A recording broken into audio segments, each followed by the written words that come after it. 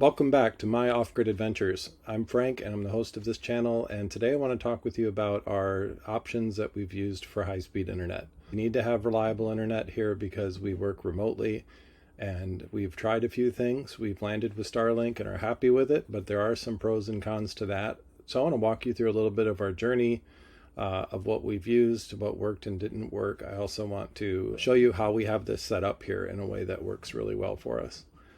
First, I want to show you what we started with initially after trying to just use our cell phones as hotspots and really struggling because we don't have much of a signal here at all. On a good day, it might have one bar, sometimes two, but quite often there's no bars here at all, so it just wasn't steady and reliable enough.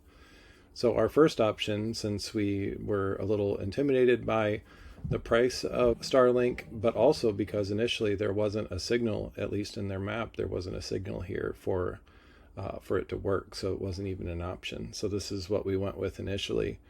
And it's a kit that has a booster for your cell phone, again, using our phone as a hotspot, but giving it a stronger signal.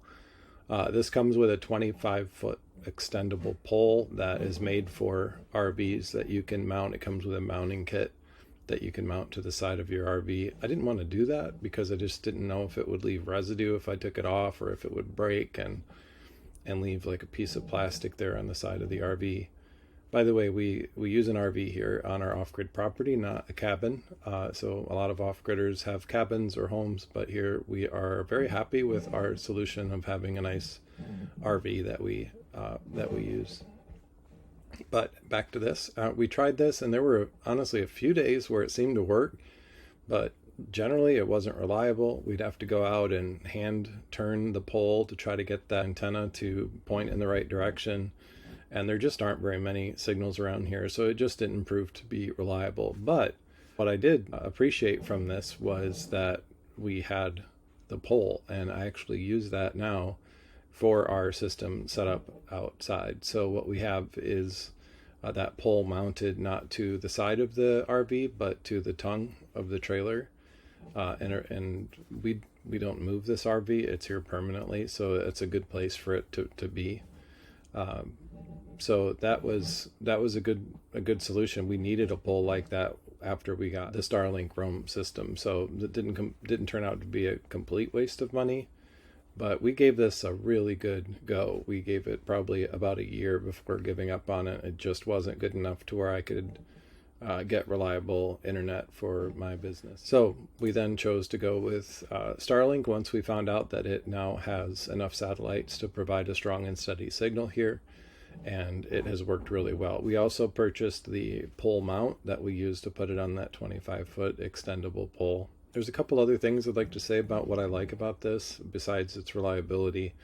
I do like how it has a built-in heater that it uses when it's raining or when there's snow that tends to just keep the surface of this as clear as it needs to be to continue getting a signal.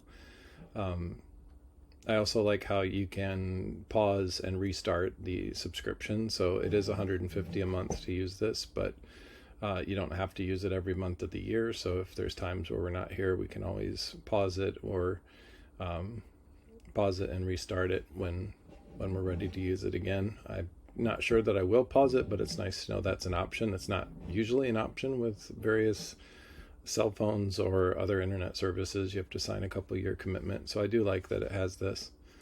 On the downside of it, or when referring to some of the cons of it, first I would just say you have to have a really clear view of the sky. As you can see, our area where we have our RV has what I thought was an open view of the sky, but where I placed it initially just next to the RV on the ground or even on a table that elevated it somewhat, it didn't have the unobstructed view that they recommend that you have in order to get the best results from it. So even in this area here with all of this open sky above us, we had to put it up on this 25-foot pole in order to get an unobstructed view. And it's fine now, and I like how the pole we have lets us bring it down if for some reason we want to move it around the property. I haven't done that yet, but it is nice to have the adjustability of that pole.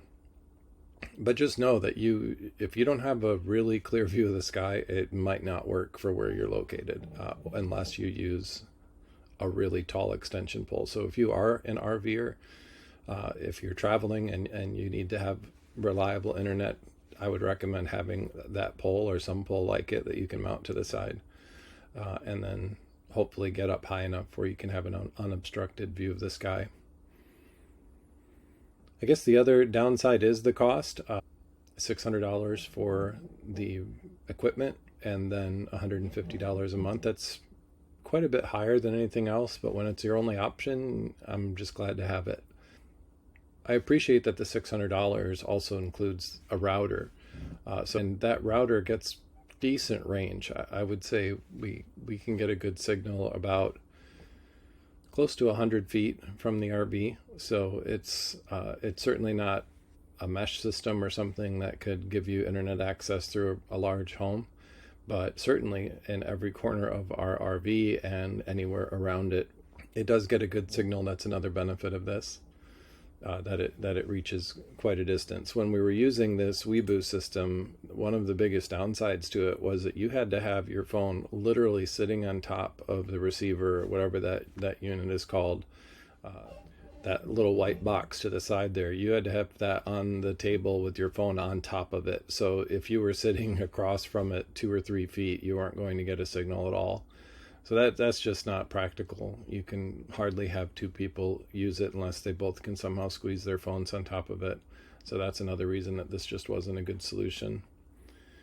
Another reason we didn't go with some of our other options, like having internet cable or other types of internet brought onto our property, it just would have required a lot of disruption on the land. I didn't want to have a bunch of equipment out here to dig a trench for that line to be brought here. I just like to keep our land as untouched as possible. So I didn't want to go that route either. And that's what led us to Starlink, and it's been really good. I'm so thankful for it. I'm on Starlink's internet right now. Let's run a speed test.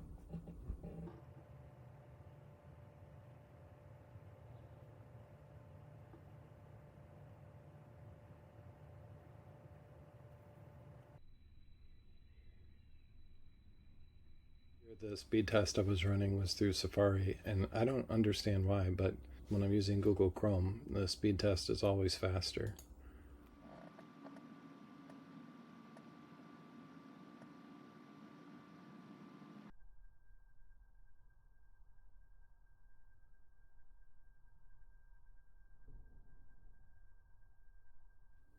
Another good thing about Starlink is how little power it takes to run. I've monitored the wattage that's required to run Starlink, and it only takes between 40 and 60 watts right out of the box. I didn't modify it. I don't use it on DC. I just have it plugged in and running off of our solar setup.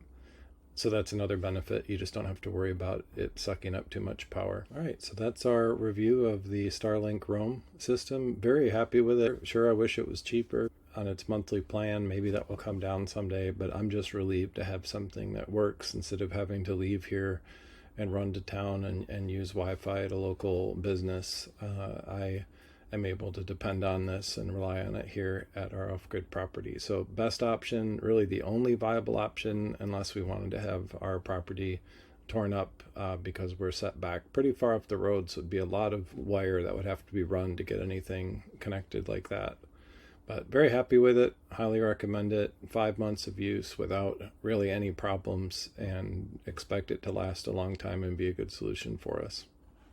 If you enjoyed this video, please give it a thumbs up and subscribe if you'd like to see more content about living off-grid in Michigan.